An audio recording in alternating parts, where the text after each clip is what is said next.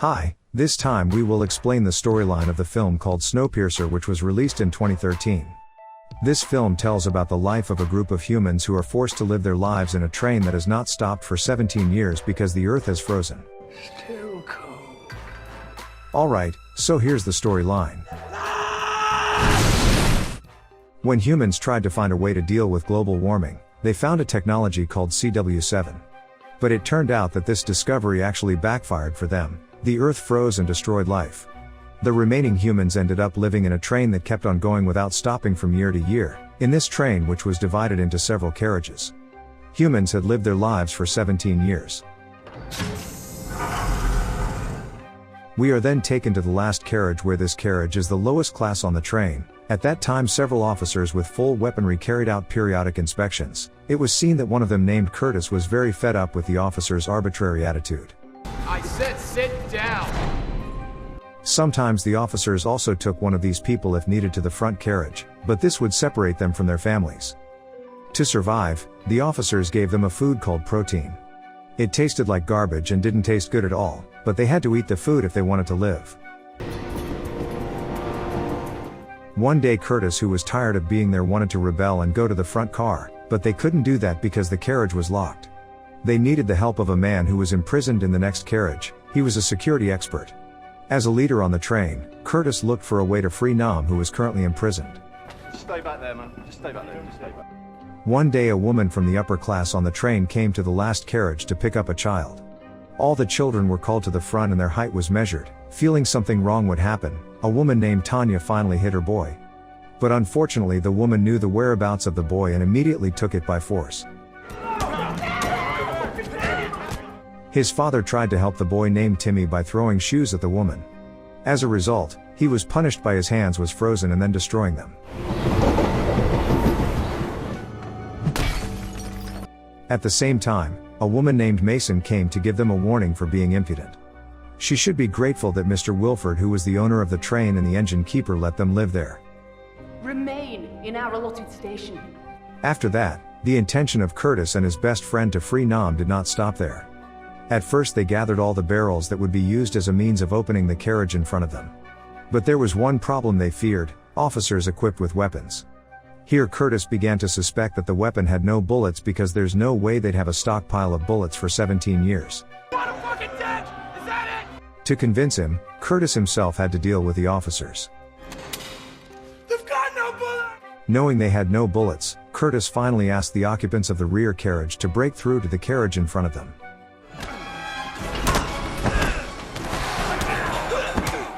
After that, Curtis opened Nam's detention cell, which looked like a coffin. Without thinking, they immediately said their wish. They wanted Nam to unlock each carriage in exchange for chronal. Uncut. Straight from the barrel. Chronal was a chemical that had an intoxicating smell but was explosive. Nam also freed someone who was in the other cell. It turned out to be his own daughter Yona. Yona was currently 17 years old. That meant Yona was born on the train. After that, Nam did his job. The first carriage was empty and was not inhabited by anyone. At this time, after so many years, they were able to see the outside world again. Just like before, the outside world was still filled with ice and had no life. In the next carriage they met Paul, the chef who cooked food for them. It used to be automatic, but parts went extinct. Curtis tried to see what Paul was cooking, and it turned out that the food they had been calling protein was cockroaches. Curtis was angry, but apparently Paul also ate the food. At that time suddenly he found a paper that said water. That means there was a water supply that was the source of life in the train ahead. They continued their journey. When they wanted to open the third carriage, Yona miscalculated so that when the carriage was open there were many masked troops with sharp weapons in their hands. Not long after that there was a fight fierce enough that the carriage was covered in blood.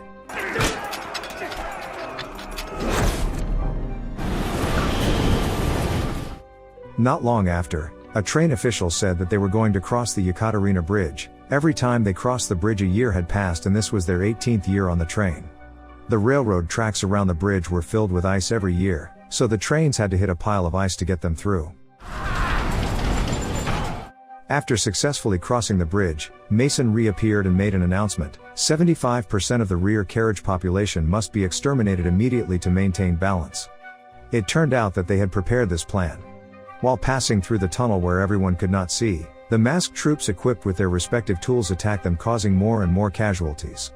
At that time Curtis asked someone to bring them fire. Finally some people from the back carriage brought torches so they could look back and defeat the troops. As a result of this attack, Curtis had to lose his best friend, but in return they were finally able to hold Mason as a hostage. And asked where the child they were carrying was, but Mason admitted that she didn't know and asked them to ask Wilford. Guarantee you safe passage. Why the fuck would I trust you?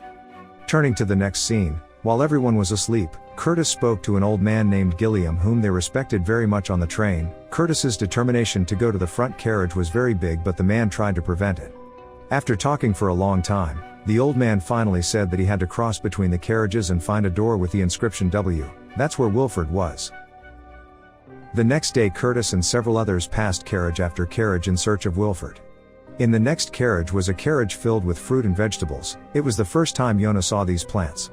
After that the next carriage was filled with a fairly large aquarium with various marine animals in it. Here they also enjoyed Japanese specialties, namely sushi. Very lucky. No. You eat this. After that they passed a carriage filled with animal flesh. In the next carriage they met the school. At that time Tanya thought that her child was among them, but her guess was wrong because Timmy wasn't there. At the same time a girl is seen being racist towards those from the back carriage, but Mason said that is not true. His name is Timmy. This is my son. Not long after, a teacher played a video of Wilford's life story. It was Wilford's life story that the teacher always taught the children. Since childhood he had been very interested in the world of locomotives. As an adult, Wilford already knew that CW7 would freeze the world, so he created a train with the immortal engine. In one of the conversations it can be seen that they thought Wilford was a prophet. At the same time someone suddenly appeared and distributed eggs to everyone in the carriage. Many things on board were... It turned out that this was a way for him to shoot them. Not only him, but the teacher had also shot at them. They also freed the masked troops earlier. At that time Curtis asked one of the young men named Gray to attack the teacher, and finally the teacher was killed.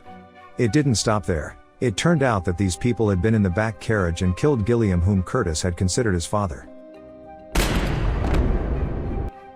You have to lead us. The story continues. Curtis and the others continued their journey until they passed a carriage containing a casino and high-class people. It turned out that their whereabouts were still being sought by Wilford's men, until finally Wilford's men managed to find them in a carriage.